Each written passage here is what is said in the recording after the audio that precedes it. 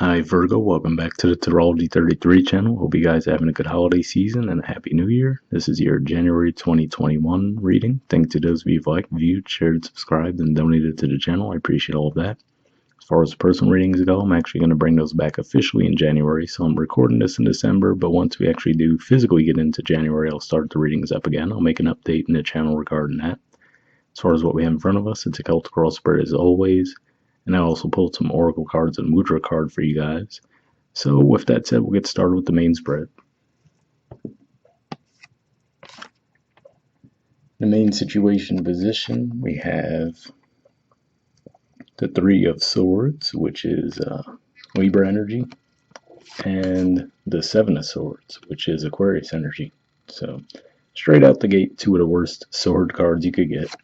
What I'm seeing here, given that for you guys, Libra is your second house of finances and Aquarius is your sixth house of work, daily routine, health, could just be saying that could have been some disappointment that you guys went through, a financial setback regarding your work lives.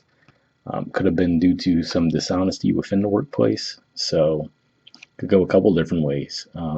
Could be people, promising you something and not delivering on that, right? For example, oh yeah, when we get to January, we'll give you guys a raise, but then they don't do it. Or, oh yeah, we're totally going to give you a year-end bonus. Maybe they didn't do that, right? That's one way it could play out. Be careful of it being an issue of self-deception too, though, as far as you guys might, for example, overpromise on something, and if you don't come through with that, then there could be some disappointment with that, as far as, if you tell them, oh yeah, I could totally get all this done, right? Maybe you guys had a lot to get done in December. You might have told them, oh, I'm totally going to get it done, and maybe you fell short of that. So that's another way it could be playing out. For some of you, can this be around a romantic relationship? It's certainly possible, right? That's usually what people tend to think of when they see this card. I'm not feeling it as heavily, though. But if that's the case, could be some kind of a deception going on within your friend group, if that's the case, if it's involving relationships. In the challenger obstacle position, we have the Lovers. So for some of you, probably see this as another indicator that this is probably pointing to romantic relationships. Again, totally a possibility. But really, with this, you got to keep in mind, too, that this represents Gemini energy, which is your 10th house of career and social status too. And we had a full moon there recently, and the North Node is there. So this could just be saying that, you might have to have faith that things will be worked out behind the scenes. That's usually what I see lately when I look at this card. We can kind of see how it looks like she's looking up at that angelic figure. It looks like they're kind of in the background, right, making things happen. So this could just be saying you might have to have faith and trust where this is all leading for you guys. So, if there is some deception, it's probably clearing some clutter out of the way to get you on a better path in the long term. If this is around a romantic relationship, though, I will say for some of you, this could just be saying that you might not be expressing your true feelings around the situation. So that's how I could see that playing out there. Just saying that, you might just not be expressing yourselves, which could be leading to the disappointment. And it could just be saying you might be getting signs and synchronicities in the background kind of nudging you forward in that direction, but you could be fighting against it. In the foundation position, we have the Magician and the King of Wands. So this is Leo energy here. And the Magician to me represents, obviously we see all the elements on the table. So it usually represents having all the tools at your disposal and the ability to manifest things in your lives. And with the King of Wands, could just be saying that there might be a new level of success that you're hoping to reach, possibly getting some recognition. You guys had a lot of heavy energy in your fifth house. Technically, some of that's still in there. But come January, basically, Pluto is going to be the only one that's really left in your fifth house. So you're going to have Saturn move out of there, Jupiter move out of there as well. So there could be that, heaviness lifted for you guys. And you might have had tons of ideas during that transit, but maybe just had a little trouble with actually executing it. So this could just be saying that now might be the time for you to come forward with those things you've been working on and planning throughout that time. Especially if you think about those planets now are moving into your sixth house, which is the house you guys naturally rule for one, but also points to actually putting in the work regarding any ideas you might have had during the transit. All right. And, well, not to mention, too, there's going to be a new moon in Capricorn in January, which is your 5th house, too. So some significance there, too. Great time to launch some new things, especially with things going to be conjunct Pluto. So what you do launch around that time could be a really long-standing thing, too. So something to keep in mind there. Past position, we have the 6 of Swords, which is Aquarius energy again, and Queen of Pentacles, which is Capricorn energy. So, especially for those of you who actually will be watching this in January, this could just be as simple as saying that, now we're seeing the shift of those planets from Capricorn into Aquarius. That's one way it could be pointing out. For others of you, it could just be saying that you might have actually distanced yourselves from your work for a while. That's certainly a possibility. Maybe this was a singular focus that you guys might have had. And in the recent past, you might have just decided, okay, it's getting a bit overwhelming, right? Maybe you're being a bit too obsessive about a certain thing. So you're like, okay, I need to just give myself a little distance, some time away from the situation. Kind of hit the reset button, if you will.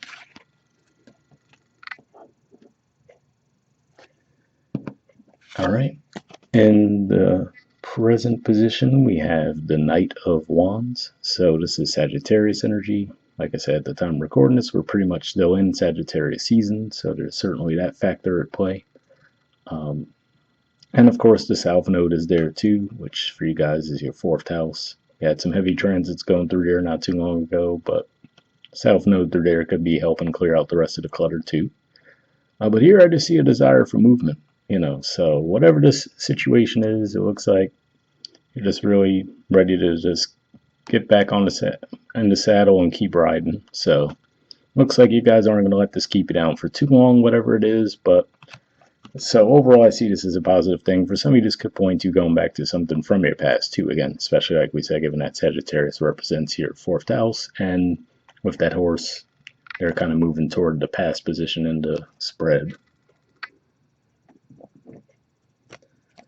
All right. In the near future position, we have the Star, which is more Aquarius energy, so tons of Aquarius energy here, and the 2 of Swords, which is Libra energy, so more Libra energy too.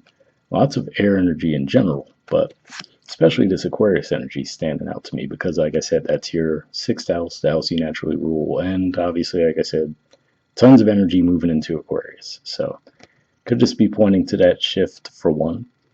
But really what I'm seeing here could just be saying that whatever this is about, like I was saying with that the Lover's card in the challenge position, feels like you have to trust on things being worked out behind the scenes in your favor.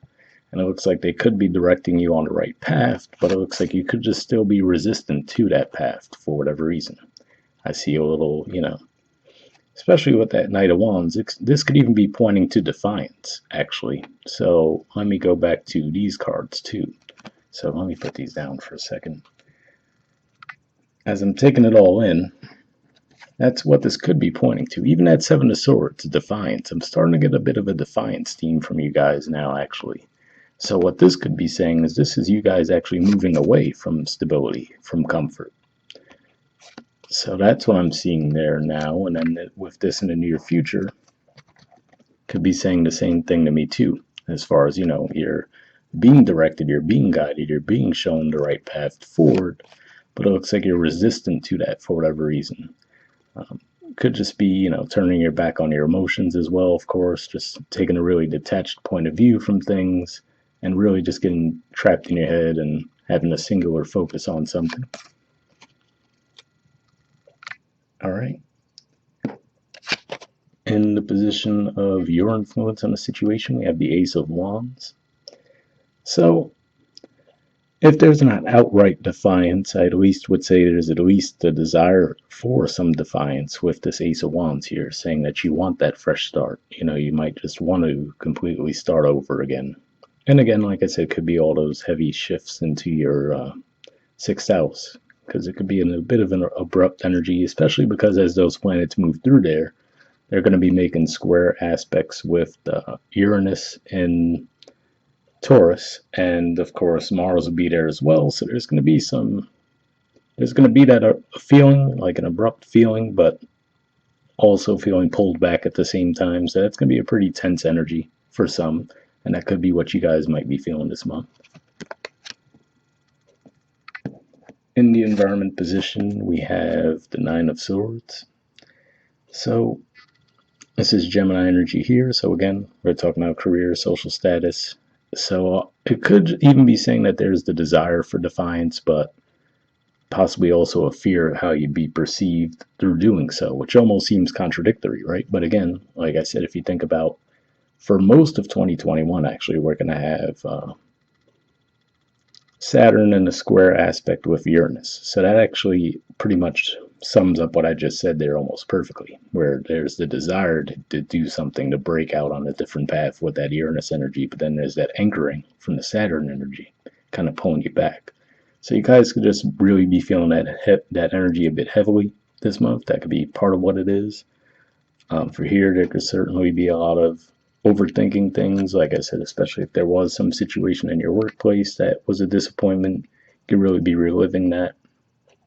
Given that this is the environment, could this be someone else in your environment as opposed to you directly? Certainly could, but I'm really just feeling like this is primarily your energy that we're seeing here as opposed to another. But if it is someone else, obviously there's a lot of anxiety from their end too, possibly around that situation, because obviously that could have impacted both of you if it was around a relationship in a negative way. So that's certainly in the realm of possibility. Now, in the hopes or fears position, like 80 cards came up, and I hesitated to keep them, but I'm like, all right, let's just roll with it. So let's see what we have here. We have the Nine of Cups, which is Pisces energy, by the way. We have the Chariot, which is Cancer energy. Ace of Pentacles, which of course is Earth energy. Four of Cups, which is more Cancer energy. Four of Swords, which is Libra energy. And Eight of Swords, more Gemini energy. So again, a lot of air energy, a lot of thoughts going on for you guys this month. But I feel like this is almost a split. Like, obviously, I would assume the Nine of Cups is a hope. That wish fulfillment. The Chariot for the forward movement, which would align with that Ace of Wands we see in your position. Ace of Pentacles, fresh start. So for some of you, maybe you could just totally want to move in a different direction career-wise. That could be part of what it is too. And maybe as a result of some deception possibly going on within the current work environment here, and that might make you, might push you to the edge a bit, like, okay, they promised me X, Y, Z, they never came through, right? And then that could actually nudge you into a new direction. But with the Four of Cups here, to me this says that what is on offer, though, you might not be happy with.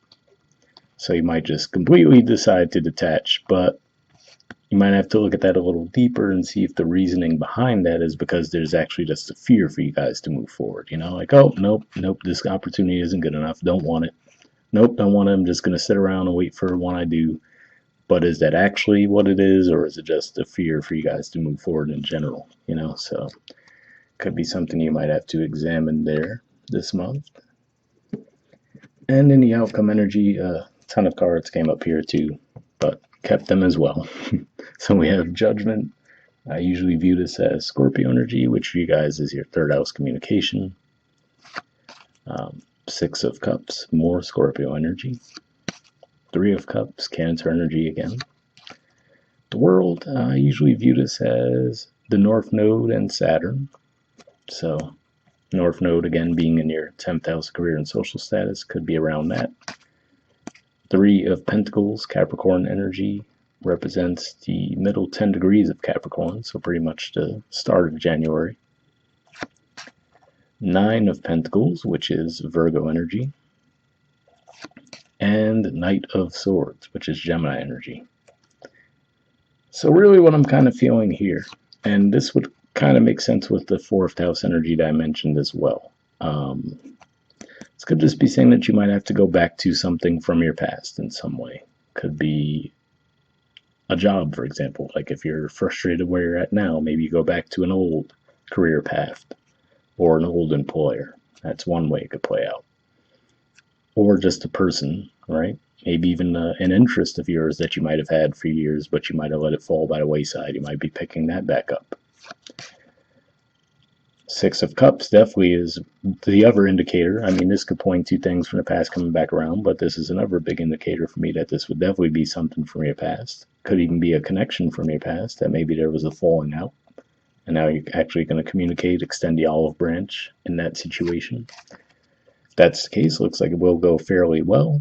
And seeing this card come up here could be saying that for most of you, again, could it possibly be a romantic thing? Yes, but for most of you, I feel like this would be more of a family connection, or possibly even just maybe a childhood friend, someone that you've known for a long time. But either way, I do see that whatever olive branch you extend to whomever, it looks like it'll go well. The World could just be saying that that was something that karmically needed to be wrapped up. Once that's done, you actually be able to get back to work, building something stable and long lasting. This could even be collaborating with someone in the business. And Nine of Pentacles, of course, shows that that could have you guys feeling a bit more like yourselves, feeling like you're back on track. And with that, finally able to move forward within your career as well. So, and this could just represent more confidence around your communication as well. So, you've seen some of the harsh swords energy, pretty much everything but the Five of Swords. Well, no, Ten of Swords isn't there either, but let's just say you had some of the more harsh sword energies for sure. And now seeing this, it looks like you, again, I was getting that, like I was saying, that old term came to mind, getting back in the saddle. So, could be what that's saying there. So whatever this is, looks like it's going to be a reset. It will get you guys moving again. At the bottom of the deck, there is the Tower card. So yeah, some of this might definitely come out a bit abruptly to you guys. Like I said, there's definitely some tense energies in January. I know some astrologers are telling you it's rainbows and unicorns 2021.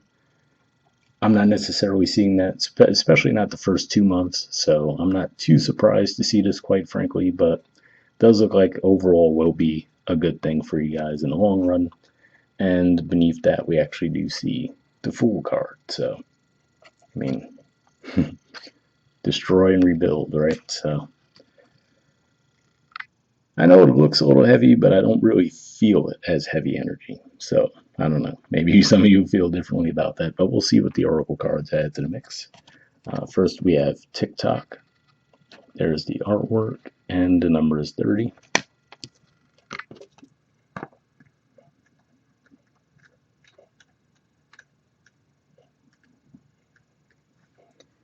Okay, it says timelessness, divine timing, immeasurable time.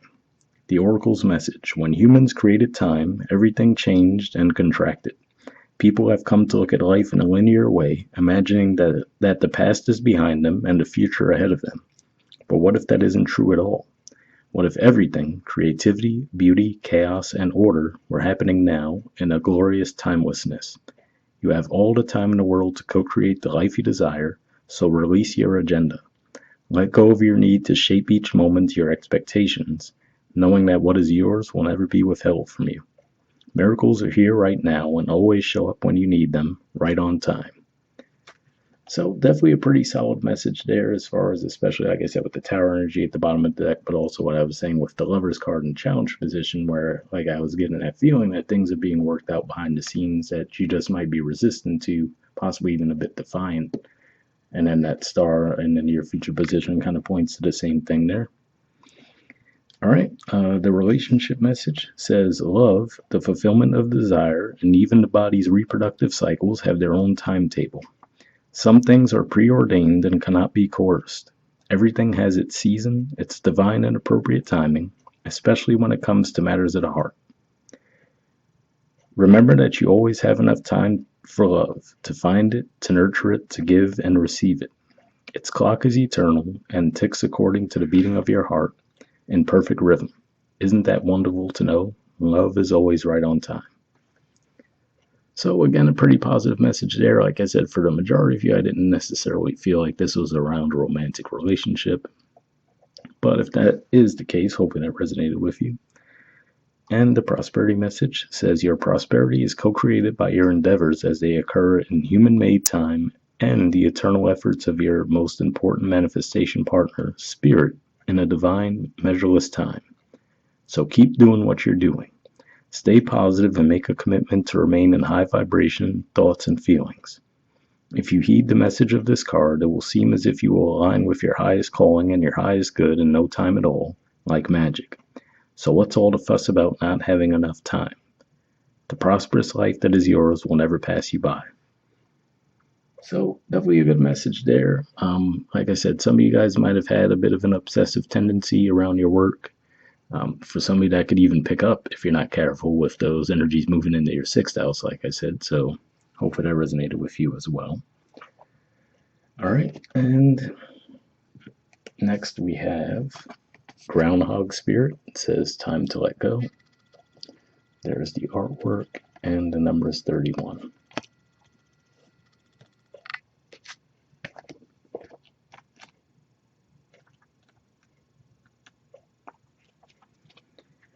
All right. It says, endings lead to beginnings and death is a part of life. So Groundhog Spirit is here to let you know that it is time to accept the natural ending of something that is no longer serving you. We love to hold on to what is familiar, but the new needs space to arrive so growth can occur. When Groundhog Spirit appears, it is a sign there is something in your present situation that you need to let go of so that something new can be born, something that will far better serve you now. When the groundhog sees his shadow, he retreats to his den. So too might you yearn for a little more time to say goodbye and transition into the new. However, change is coming and it is good, so let go of your resistance. Spring brings many blessings, and what must die will always be reborn in a new form that will be right for you. Life requires change and attachment. Say farewell to whatever once served you and get ready for something amazing to take its place. Spirit is already sending it your way. So another pretty positive message there, and especially, like I said, for those of you, if you do experience some kind of an ending, that's certainly a possibility with the Tower card, and also, like I said, that Three of Swords and Seven of Swords is pretty harsh energy too, so hopefully that resonated with you guys. And lastly, we have a mudra. And the mudra that you guys got for this month is the Samputta Mudra. There it is there. And the keyword for it is presence. All right. There's the info on it if you want to pause it or take a screenshot. But it says under benefits, balances all five elephants. Wow. Balances all five elements. Benefits the heart and lungs. Reduces mental and emotional suffering. Serves as a gateway to directly experiencing your own original nature. Well, with that coming up, I should also remind you guys that we will be having a Mercury retrograde coming up in January. I can't blame this on that now because we're way ahead of the Mercury retrograde, but hope you guys got a laugh out of it as well. We'll wrap up there and I'll see you guys next month. All right, bye.